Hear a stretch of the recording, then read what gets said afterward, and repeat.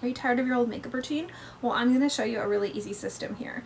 This is the 3D foundation from Saint, and my name is Candace, and I'm a consultant with Saint Beauty, and I have got into this makeup since 2020, and I'm just loving it. So I'm actually starting here with one of the colors that make up my foundation. There's 3 different shades that make up my foundation, and the first shade I'm using is my contour, and contour is not something to be scared of. All it does is mimic the shadows on your face, giving you a 3-dimensional look. What's different about our makeup is our contour is actually part of our foundation, so it's foundation level coverage. I don't need anything underneath.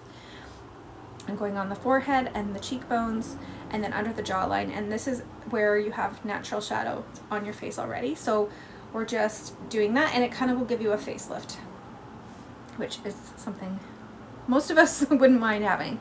And then you're just going to brush it down into your neck. And when you get started with this makeup, I give you a color match, I determine your undertones, and choose the best colors for you. And get you a custom compact that you don't have to worry if the shades are wrong. You don't have to stand in a store under fluorescent lights, which is completely the wrong lighting, and you'll hopefully, and I'm pretty confident, will be happy with the colors that I choose for you. And so what you're going to do next with this makeup is you're going to go into your main shade. Now, you can do this in any order. I just particularly like to start with, and also how I teach people when they're first getting started, is with the contour, because it's the darkest shade, so it shows up on your face. I'm sorry about my phone.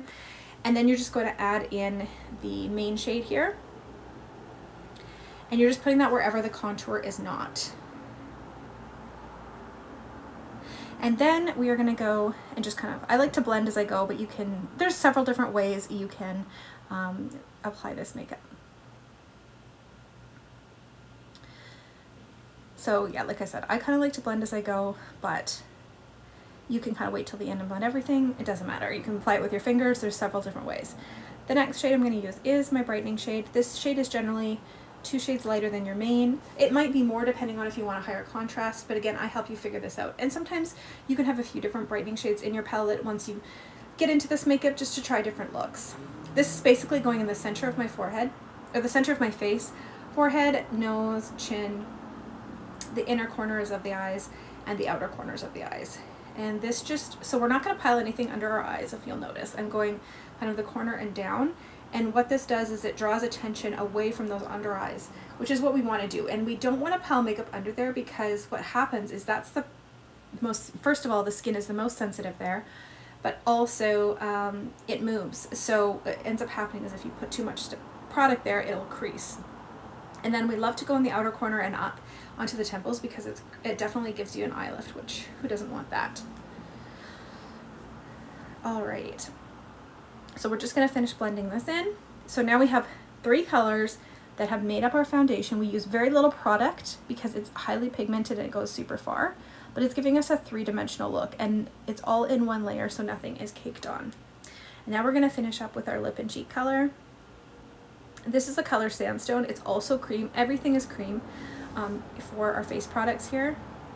And I like to go above that contour line on the top of the cheekbone, right up into the temples. I don't do the apples of the cheeks. By doing it this way, it creates, again, a more slender, lifted face look, or facelift look. It's just what I prefer to do. If you have a very narrow face, you can go a little bit more on the apples of your cheeks and create a rounded look. So this makeup, you can play with it different ways, and I'm always happy to show my clients custom, techniques that work for them, because there's more than one way to do things with this makeup. So you can kind of swirl it in, tap it in, whatever. And then we're just going to slap some on our lips here, and we've got a lip color. You can even use these lip and cheek colors for your, as an eyeshadow, depending on the color. They're just very versatile. I love that our products do more than one thing. So that's it. That's the finished look. I just have to add some mascara because I haven't done that yet today. And then we will see the final look. Okay, so there we go. I did my eyeshadow before. We're all good. Thanks for watching.